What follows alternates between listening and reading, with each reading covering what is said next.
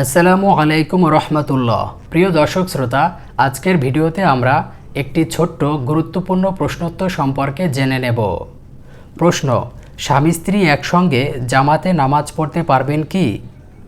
কোনো কারণে মানুষ মসজিদে যেতে না পারলে বাসা ঘরে মসজিদে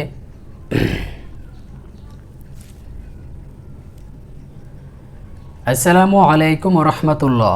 প্রিয় দর্শক শ্রোতা, আজকের ভিডিওতে আমরা গুরুত্বপূর্ণ ছোট্ট একটি প্রশ্নোত্তর সম্পর্কে জেনে নেব।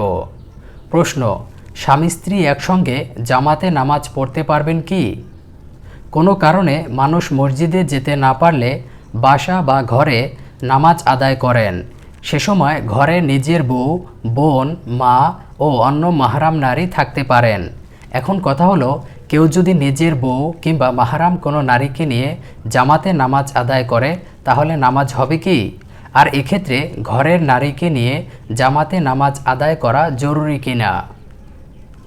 এ বিষয়ে ইসলামের সমাধান হচ্ছে, কখনো মসজিদে জামাত না পেলে বা অপারগতার কারণে মসজিদে যাওয়া না হলে সেক্ষেত্রে একাকী নামাজ না পড়ে বাসায় স্ত্রী ও সন্তানদের নিয়ে জামাতে নামাজ পড়াই উত্তম।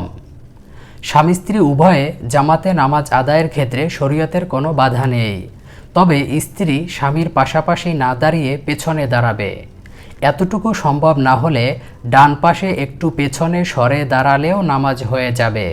তবে স্ত্রী স্বামীর সঙ্গে সমান হয়ে দাঁড়াতে পারবে না, কারণ এভাবে দাঁড়ালে উভয়ের নামাজ নষ্ট হয়ে যাবে। এখন জানব নাবালেগ ও নারীদের কাতারের অবস্থান। সাধারণত নামাজের জামাতে কাতারবদ্ধ হওয়ার সুন্নাত পদ্ধতি হলো, প্রথমে বালেগ পুরুষ দাঁড়াবে, এরপর নাবালেগ বা অপ্রাপ্ত বয়স্ক বালক দাঁড়াবে।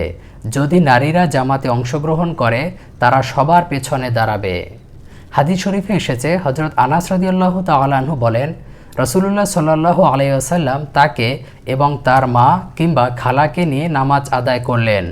তিনি বলেন, রাসূলুল্লাহ সাল্লাল্লাহু আলাইহি ওয়াসাল্লাম আমাকে তার ডান পাশে দাঁড় করালেন এবং নারীকে আমাদের পেছনে দাঁড় করালেন। আশা করি বিষয়টি বুঝতে পেরেছেন। ভিডিওটি ভালো লাগলে একটি লাইক দিয়ে শেয়ার করে দিন।